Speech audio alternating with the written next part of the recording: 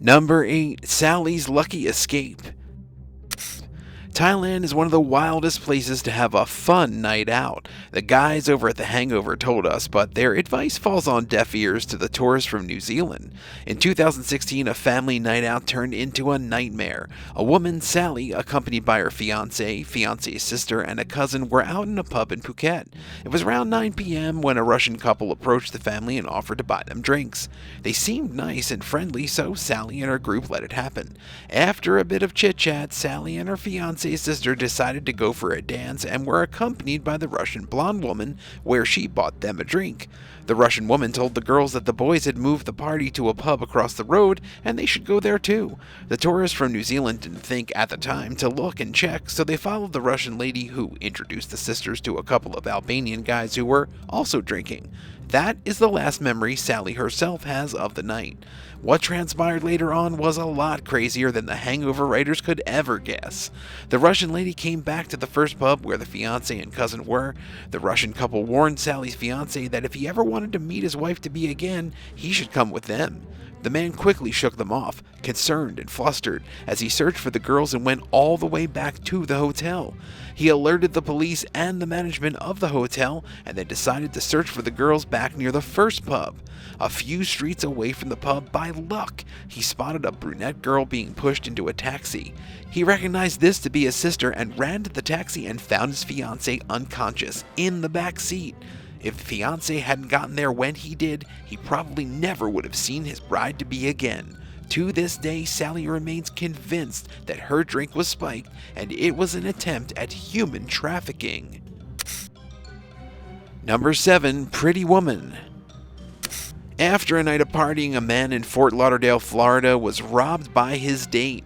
The victim had been identified only as Eddie, and he says that he was out with his friends along the Los Olas Boulevard when they stopped in the Piazza Italia. When they went into the bar, Eddie saw a pretty woman sitting near the counter. He decided to shoot his shot and struck up a conversation with her. She told him that she had just come from Los Angeles and that she was staying with her 3 kids at a hotel.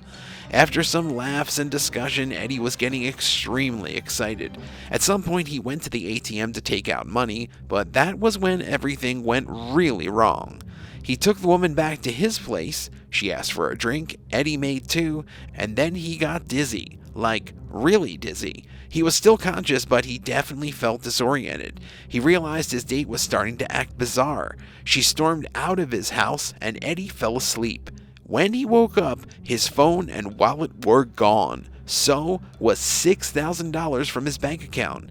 Eddie is hopeful the woman will soon be apprehended. When she took his phone, she took a picture of her face, and this picture saved Eddie's iCloud, which he has access to through his iPad. He gave the police her picture and hopes they will catch her soon.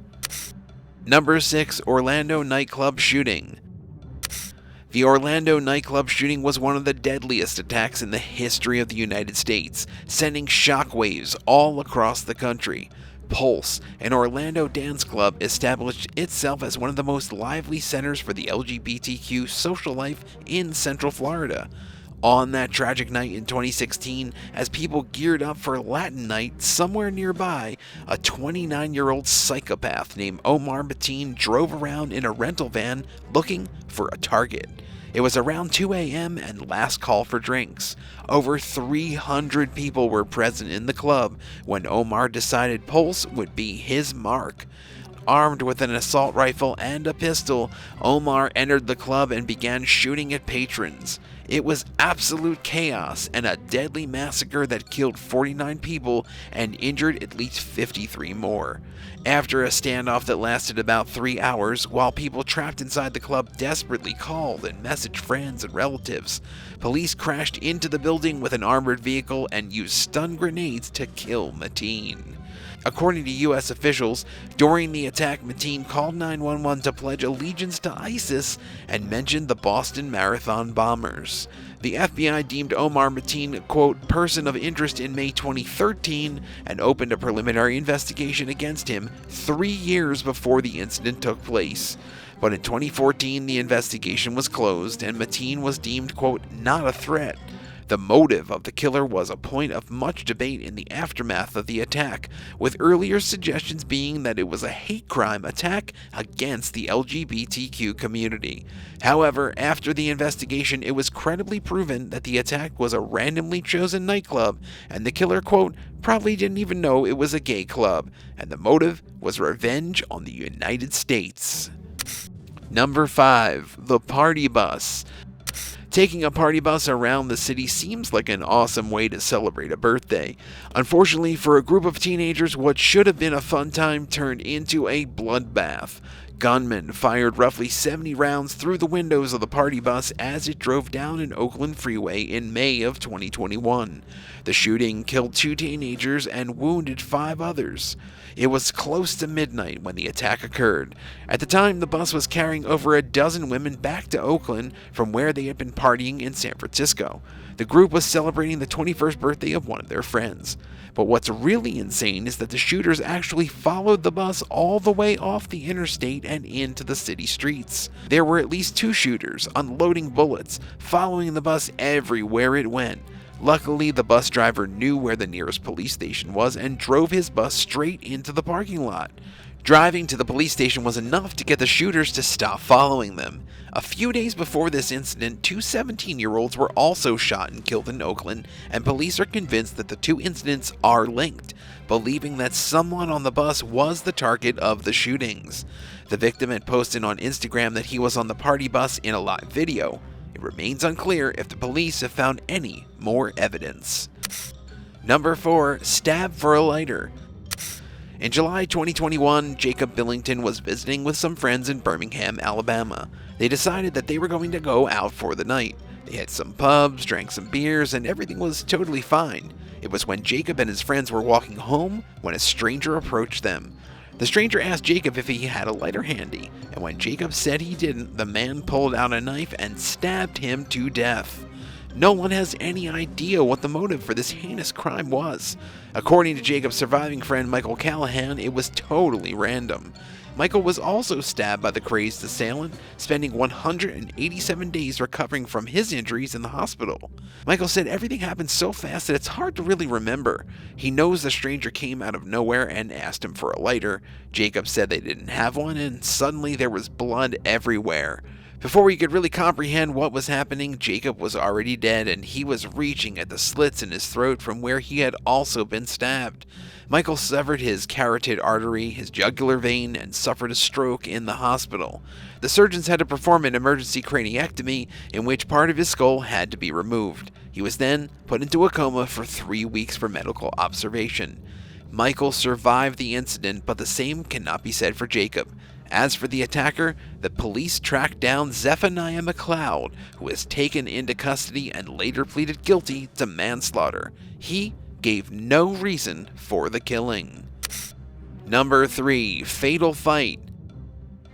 2 women were each sentenced to 6 years in state prison for the fatal beating of 23-year-old Kim Pham outside a Santa Ana nightclub in 2014. Kim and her friends were taking pictures outside of the Crosby when a lady identified as Amelia accidentally bumped into Kim, sparking a verbal fight. 26-year-old Vanessa Zavala and 27-year-old Candace Brito, friends of Amelia, joined the fight and started beating up Kim. They knocked her to the ground and kicked her in the head repeatedly. Portions of the brutal attack were recorded on a cell phone in very poor quality, but it was exhibited in court anyway. Kim suffered brain damage and succumbed to her injuries while battling for her life and was taken off of life support. According to an autopsy, the cause of death was determined to be blunt force injury to the skull.